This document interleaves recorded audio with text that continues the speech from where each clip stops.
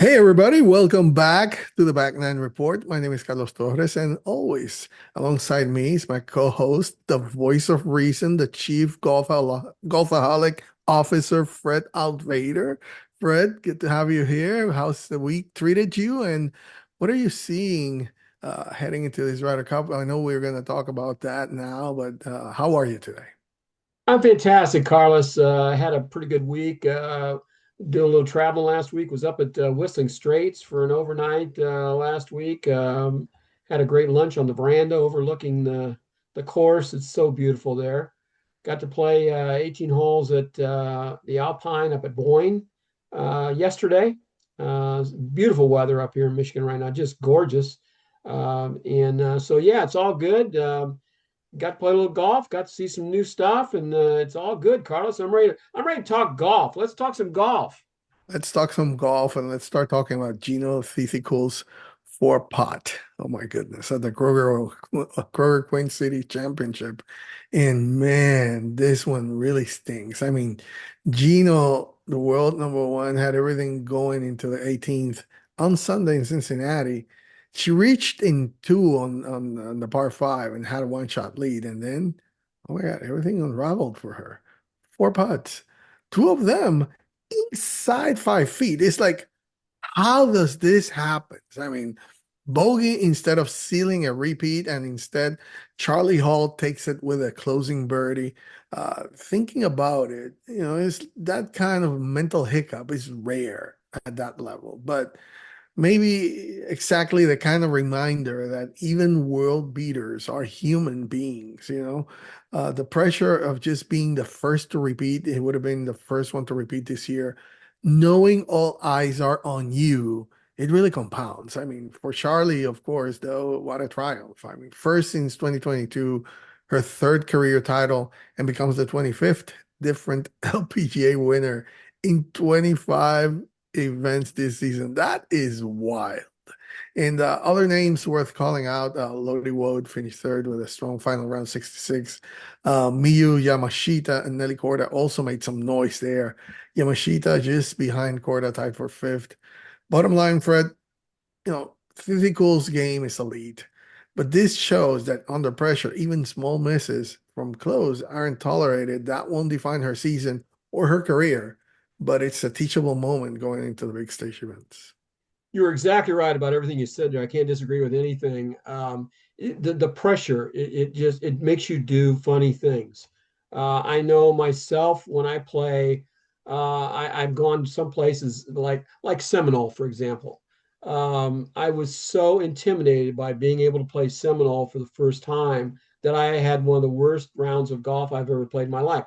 It was Seminole. It was great to be there and experience, but the pressure of being at a place like that is really gets to your mind and then affects your body. You can't perform at the level you're used to performing. Um, she is fantastic. She's a great player. She's the number one player right now on the LPGA tour. But four putts, and the first one was from 50 feet, so you could see a three putt, which a three putt would have given her time to go on a playoff. But then she missed those two little ones at the end. Oh my goodness, it was very painful to watch, Carlos. I did watch it. It was heartful. I'm a longtime Charlie Hall fan. I got a chance to talk to her back when she was 17, back in what 2013. And we've kind of watched her career kind of sputter and go all over the years. She's become a social media darling. She's always got something posted to social media, whether she's wearing a bra or not. It's whatever, she does all that stuff. And As you say, for Hall, it was her third LPGA victory. She's got four wins on the Ladies European Tour. And even though she's never won a major, she has four runners up in majors, plus a third and a sixth. So she performs well on good events. And like I've told you before, she's very fast. Everything she does is very fast. And it seems like if she'd slow down just a minute and take a beat, it would help her overall, but maybe not. That's just her personality. Everything goes fast. Um, Carlos, you mentioned that there's been 25 different winners on the LPGA Tour this year in 25 events. Do you see that as a good thing or a bad thing for the LPGA Tour that they don't have a dominating player to follow?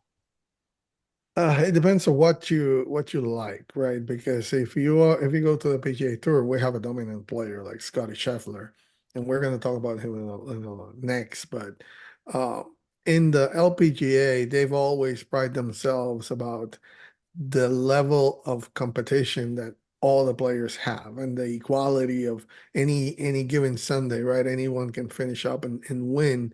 And at least from my standpoint, I like to have somebody dominate that you can relate to and say, oh, that's the one that everybody wants to go out there and try to beat every week. And you're used to, at least maybe that might be old school, I don't know, but you're used to have one player being the dominant or two that are there dominating, and that's the one that you look up for and you identify, and it becomes the face of your tour. Right now, we can't say that about the LPGA. And whether it's a good thing or not, I think they would need that going forward. But so far, it's enjoyable just to not know who's going to come up and win any Sunday there at the LPGA. They've had a history of having dominant players over the years. I think back just recent years, Annika Sorenstam dominated the tour for what, 4 or 5 years at least, maybe 10. And then most recently, well, fans really related to Lexi Thompson. She was a very popular player, so fans dialed in to watch her. And more recently, Nelly Korda. And we really the LPGA. We've said this before, but the LPGA Tour really needs a dominant American player to follow. That would really get them better ratings, better sponsors, and all that good stuff if they had that. And they haven't had that for a while. Maybe Stacey Lewis was the last really good American player. Lydia Ko has been up there off and on over the years, but again, she's from New Zealand. So the South Korean women, Jin Young Ko, she dominated for a couple years before she had injury problems. So my point is that I think it would be better for the LPGA Tour to have a dominant player and preferably an American player like a Nelly Korda to get more fans to watch and be involved in the LPGA, Carlos. I agree 100%. I agree 100%. And well, let's talk now about the dominant player on the men's tour. That's going to be Scotty Scheffler. And you know that he never disappoints. When the lights get bright, he closed with a 5 under 67 there at Napa to grind out, because he really had to grind out his sixth title of the year over Ben Griffin, who had led going into Sunday. Griffin, he hits his second into the 18 green in two. He had eagle in his mind from 60 feet, but then he missed a birdie try from about 6 feet. And then another thing, another just like happened to Thitikul, the then rim out on the left lip. Then a three-part putt, that one's going to sting too. But you gotta give credit to Ben. I mean, stepping up in this moment, he's showing he belongs, because there has been a lot of talk. What is he doing in the conversation for the U.S. Ryder Cup team? Well, there you have it. There's some fuel here for you. Experience like this can sharpen you. Of course, you people might say, "Oh, well, how did he miss that?" Well, again, pressure, man. That's tough in these situations, but this is another learning moment. So for Scotty, this is more than just another win, it's reinforcement. He's maintaining form under pressure, doing what is expected of him. Right now, we have become to expect that from him. It's just winning. As world number one, staying in that rare air. I mean, since Tiger, we haven't seen something like this. Six win in one season, consecutive season, puts him in a club only matched by Tiger Woods, Jack Nicklaus, and Arnold Palmer since 1960. So, what you think about this performance? What happened to Ben, and for Scotty Scheffler winning six times? Yeah, 7 wins last year, 6 year wins this year for Scotty, 13 wins in the last 2 years. That's pretty big stuff. And all he does is hit fairways and greens and putts it and picks up a trophy. He doesn't do anything fancy, just plays a shot that's in front of him, doesn't try to get too frisky, just plays his game and lets the other guys make the mistakes. And that's exactly what we saw Ben Griffin do. Three putt, the final green to hand the trophy to Scotty at the Pro Court. But talk about Ben Griffin's credentials to make the Ryder Cup team. Here you go, Carlos. Just this season, okay, 2 wins, 2 runners-up, 11 top tens, um, and just, I mean, a fantastic year. It seems like every week we see him up near the lead on the leaderboard. He's just, knocking him down. He's aggressive. He plays aggressive. I really like it. He takes that driver out and beats that thing everywhere. He's going for greens on short par fours. He has confidence he can get it up and down, and he does. I mean, his long drive, he gets in trouble from time to time. He misses his fair share of fairways, but he's got all the shots. He can get it up and down, and he battles an eye disease, and he wears those big sunglasses, and he still doesn't have very good sight.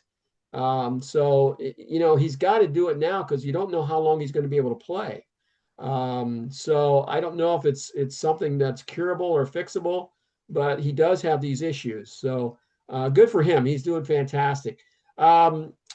We've got. Oh, I want to tell you, since the pro court, or since the beginning of August. Okay. So what? Just not quite 2 months here. Ben has gone T11, T9, T12, T10, and then the second last week of the Pro Court. That's pretty strong stuff, Carlos. I think he's ready for the Ryder Cup. And Scotty just did Scotty things, right? Fairways, greens, made putts, stayed close to the leader all day. He held the lead for a couple holes in the back nine, but then Griffin made a birdie somewhere and jumped back to a one-shot lead, but then blew it the last hole. So great tournament to watch. The back nine, I watched, but excuse me, I watched the back nine on Sunday, and it was fun to watch. And Ben Griffin's a great player. I love to watch him. But just one got away from him there, Carlos. That's all you can say. Yeah, just one. But hey, he belongs definitely. He showed up that he belongs, and we're gonna talk a little bit about the Ryder Cup team players that were here in a little while. But we have to talk about an amateur that we just talked about last week, and we expressed how impressed we are with him, and that's Jackson Coivan. He has been turning heads. I mean, as an amateur, he's had 7 PGA Tour starts this year. He made the cut in six, like 6 cuts for an amateur. I'm not talking about somebody that's a pro. This is an amateur. And then 3 top 10s, 2 top 5s in a row, including the 10 T11 at John Deere Classic. So at the Pro Core, he just tied for fourth at under 16. That's just 3 shots back of Scotty Scheffler, the world's undisputed #1 player in the world. That is not a small feat, competing toe to toe with established pros. He was nearly in the mix to win. When you compare it to most amateurs, that's out of there. That's at elite level. That's not the same. And compared to many pros, especially younger or mid-tier pros, Koiman right now is looking ahead of the curve. He looks like he belongs here.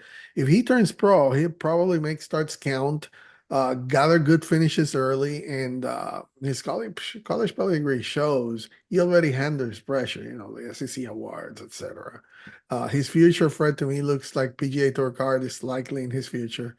Whether it's via He already qualifying, has. He already has his PGA Tour card, but he Carlos. deferred it. He deferred it, Yeah, which and yeah, but he he shouldn't whenever have he done wants that. it, it's there. Yeah. So whether he goes by qualifying, sponsor invites, amateur expansions, but more importantly, the expectation will follow. So to me, key will be consistency. Close calls like this is already building experience, but turning those into wins or near wins is what's going to separate good from great for him.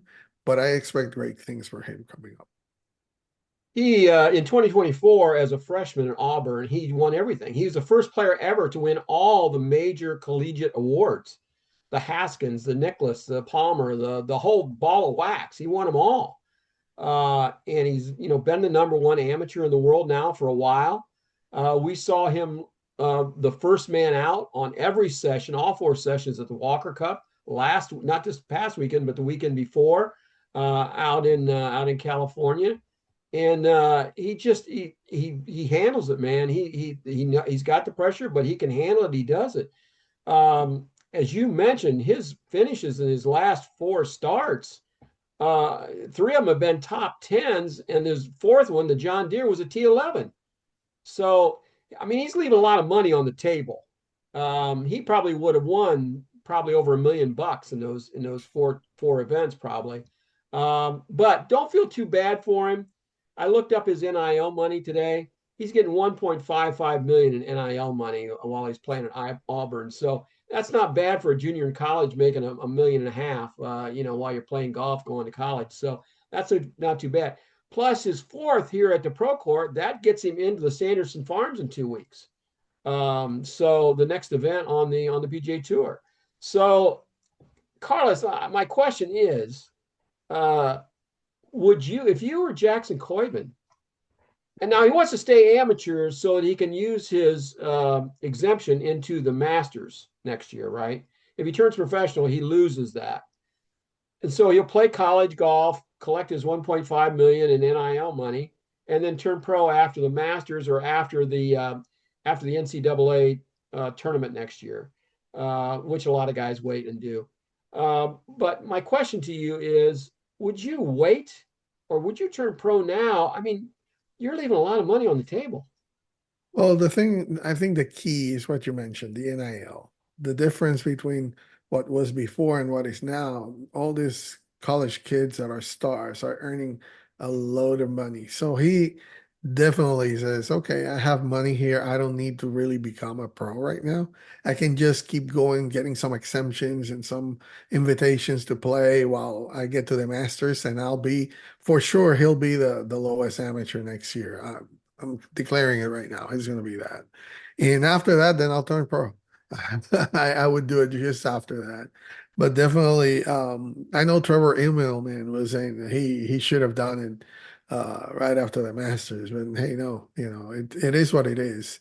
He's earning enough money right now and enough experience to know that when he turns pro, he's going to have it. He's going to have a very good pro career. I think if I were in his place, it would be difficult to not turn professional, but I applaud him for doing it. Yeah, you're exactly right. The NIL money makes the difference. If you're already getting 1.5 million as a college kid, you're not scrounging just going to McDonald's to get a fry and a Big Mac. You can get a little takeout every once in a while. You can get some shrimp and some good stuff, some lobster. But yeah, I think college is pretty cool to do, and if you're getting $1.5 million to go to college, that's a pretty good gig. I'd do it all my life if I would get that. It wouldn't even work. There you go. Yeah, anyway, and now, as he keeps getting better results, that NIL money is going to go up because then he can get even better sponsors and more money. So yeah, he's going to be right up there. But hey, 10 of the 12 US Ryder Cup players uh for the US team were there playing at Procore in Napa. The only two that didn't play were Sender Schauffele, which congratulations to him. He recently became a father. So understandably so, he was out of this, and Bryson DeChambeau because, well, he plays for the LAV, so he's ineligible. But of note, among the finishers, Scheffler, well, he won. Ben Griffin second. JJ Spawn was solo sixth. Cameron Young tied for ninth. Other teammates, we can mention Sam Burns, Russell Henley, Colin Morikawa, Harris English were present. They make some solid showings, kept things, I would say, competitive. There were no blow ups for the most part. And what can we do, like a key takeaway from this for the Ryder Cup? I would say a few things. The team is sharp. I think they're battle ready, considering that last time they skipped tournaments and even visiting Italy to go and play there, the Ryder Cup. So having so many players in a competitive mode really helps. It helps their momentum, confidence matter to them. Also, Griffin in good form adds depth beyond Scheffler, which is huge. And possibly what this suggests, Fred, is the margin of error for the US is not big. So there's form across the board. So we need them to be, of course, we need them to be informed. And yeah, I was told, but how about Bethpage? Well, that's a different beast in terms of pressure, field, crowd, noise. But at least here in Procore, I think we got some positive indicators that they're in top form to go and face the Europe team. Yeah, you got well, one, two, three, four, five, six. Half the team or six of the 10 players that played finished inside the top 25. And two of them were one and runner up. So, that's pretty strong. They hadn't played for a couple of weeks after the tour championship. So they're staying sharp, they're staying ready. And I hope they're taking the European Tour team seriously for this Ryder Cup because they're loaded. But JJ Spawn just keeps playing well as he's played all year. Sam Burns jumped up there with a 13th. Henley's still playing good. This was a good course for Henley, I think. It wasn't that long, and he did okay. Patrick Hanley was 30th. English and Morikawa were 43rd. Justin Thomas 69th.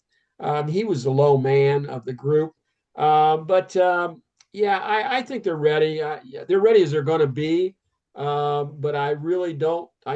If they win, I'll be surprised over the European Ryder Cup team because they're pretty strong. I've said that before. So my question, Carlos, is what do you think about Bryson stopping by the Pro Court to wish you guys success? He couldn't play, but he came over, and of course, he's a California guy, or I don't know, maybe he's in Dallas. He lives in Dallas, I guess, but he's from California, so maybe he stopped. He stopped over to see him while they were playing. Well, one thing that has been always said, and mea culpa too, he's not a team player, right? And he is not a player that would have chemistry with any of those guys there. Still to be debated, right? But I think he's doing some changes to that, and maybe that's part of it, whether it was a publicity stunt or he really was caring about going there and start to mesh with the players. It was nice to see him there. At least, he's doing his part for that. I think it was great. He has changed so much in the last 2 years. I think we're seeing the real Bryson DeChambeau now. He's become a fan favorite every place he goes. He's outgoing and interacts with the crowd. And I saw him down here in Detroit at the Live, and the fans. He had biggest crowds. I mean, John Rahm was there. And a couple of other guys, Phil Mickelson, and a lot of people were following Bryson DeChambeau. He's really a crowd favorite, Carlos. Yeah, that's Bryson 3.0. Definitely has changed, and hopefully it stays that way. Definitely he's the one uh, drawing the crowds, like you said, anywhere that he goes. And if he would be in the PGA Tour, I assure you, he's the one that everybody would be following there because that's what he has become. Uh, hey, you mentioned about being ready for the European team. So let's take it to the other side of the pond and see how they did at the BMW PGA Championship, where they had 11 of their 12 Ryder Cup players at Wentworth. The only one missing was Seb Straka. And how they finished, well, Tyrrell Hatton, Victor Hovland, and Matt Fitzpatrick all tied for fifth. Rory McIlroy, he had a strong closing round, allowing to be bouncing up the leaderboard, though it was enough to contend at the very top. John Ram and Tommy Fleetwood had decent showings also, though not quite in that leading pack. Robert McIntyre and Rasmus Højgaard were the only ones that missed the cut. So what this means, Europe has depth. They do. And having multiple players like Hatton, Hovland, Fitzpatrick in the top five, which if you come to see, they're not on the top that they were expected to be. Showing in the top five shows their form. The team, you see, as usual, they are not just relying on the usual suspects. The cut misses, McIntyre and Højgaard, you could say they're concerning only in that they reduce options in singles or momentums, but two missing the cut is not devastating for this team. Just something to watch for the match play intensity, maybe, because they have to play the singles, but how they're going to be sliding in, that would be the only thing. The fact, Fred, that Europe's players generally hung in there heading into Bethpage Black means they'll bring confidence. Wentworth and Napa are different conditions, and they're different also from what they're going to face at Bethpage, but competition is competition. So this one's going to be good. I see them also very sharp coming into the Ryder Cup. Yeah, I think it's kind of like we were just talking about the Pro Core. I mean, you've got you know six of the guys that were playing were in the top 25. As you mentioned, Rahm, Alberg, and Rory were T20. Matt Fitzpatrick, Victor Hovland, and T Hatton and Tyrell Hatton were T5. So that's pretty strong showing. Half your team is inside the top 25. Tommy Fleetwood and Shane Lowry, they were T46. Justin Rose was the low guy at 61, but he's a wily veteran. He could be saving himself. Just taking it easy, not he pointed out the fact when he won the FedEx Cup playoff event that he's got to kind of pick his spots. He can't continue to play at a high level week after week after week. It's too much stress on his body. He's over 40 and he's not a kid anymore. So he'll be ready. He loves the Ryder Cup. These guys all do. The Europeans especially love it. They got Tyrell Hatton as their emotional leader. He'll keep them sky high and jumping around for sure. I think it was a pretty good showing for the European team. And I'll just repeat what I said, that the European Ryder Cup team is loaded from top to bottom, and normally there's three or four guys that are suspect on the European team. Not this year. They're strong. All 12 spots are strong and ready. Well, the one we don't know about is Rasmus Højgaard. We don't know about him, but the rest of them are battle tested, ready to go, and I expect them to do really well in the Ryder Cup. And Carlos, before we leave this, I got one more thing. The PGA Tour did announce this afternoon that Kapalua is out for us, the site of the century at the first of the year next year. The drought there and the shutting the water off to the golf course, there's a dispute with the owner about water rights and usage, and the course is just dead. I saw some pictures of it online. It's just a big dead wasteland, and so they decided they couldn't get it ready in time for the tournament. So they have not announced where they're going to go with it yet, but they're currently looking at that. Definitely. So between the LPGA drama with Thitikul and the PGA tour with Griffin, it's clear in golf, one or two bad shots can flip everything. So the mental game is as big as ever. Can't wait to see the Ryder Cup. It's going to be interesting. Jackson Koivu, oh my God, is someone to keep an eye on. If I were picking future stars, he's climbing fast and furious. He could be one of those names people remember early. So thanks for tuning in to this episode of the Back Nine Report. Fred, always appreciate your takes. Awesome. The Chief Golfaholic Officer. That's what you are, the CGO. If you like what you heard, smash that like button, subscribe, and share with a friend who needs a reason to care about golf, because we have it for you beyond the majors. We'll see you next time with more fairways, more putts, and more moments that make you shake your head. So keep it on the fairway.